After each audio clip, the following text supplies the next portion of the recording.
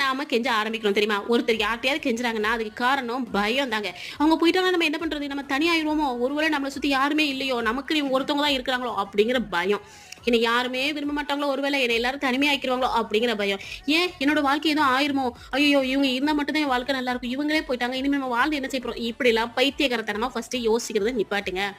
ஏன்னா, அந்த பயம் தான் ஸ்ட்ராங்கான மனுஷன கூட வீக் ஆக்கிரும். பயத்த முதல்ல தொலைச்சுக்கட்டுங்க. அதுக்கப்புறம் பாருங்க, நீங்க எவ்ளோ ஸ்ட்ராங்கா மாறுறீங்கன்னு சொல்லிட்டு. நம்ம லைஃப்ல சில பேர் வருவாங்கப்பா. முதல்ல ரொம்ப அன்பா பண்பா பேசுவாங்க. நீ இல்லாம நான் இல்ல, நான் இல்லாம நீ இல்லங்கிற மாரி அவ்ளோ உயிர குடுத்து குடுத்து பழகுவாங்க. அது நான் காதல் மட்டும் சொல்ல மாட்டேன். பக்கத்து வீடா இருக்கட்டும், எதித்த வீடா இருக்கட்டும், என் ஃப்ரெண்ட்ஸா இருக்கட்டும், நம்மளோட உறவுகளா இருக்கட்டும், யாரா இருந்தாலும் சரி, அவ்ளோ உயிரா இருப்பாங்க. நம்மளே ஆச்சரியப்படுவோம். இந்த வடிவேலு சொன்ன கதைய, "எங்கடா இருந்தீங்க நீங்க எல்லாரும்? நீங்க இல்லாம தான் நான் எவ்ளோ கஷ்டப்பட்டேன் தெரியுமாடா?" அப்படின்னு நம்ம மனசுக்குள்ள நெனைக்கிற அளவுக்கு அன்ப அப்படியே அள்ளி பொழிவாங்க. சரி நம்மளும் கொஞ்சம் பொழிவோமேன்னு சொல்லி ஸ்டார்ட் பண்ணும்போது, அப்படியே டக்குன்னு கட் பண்ணி விட்டுருவாங்க.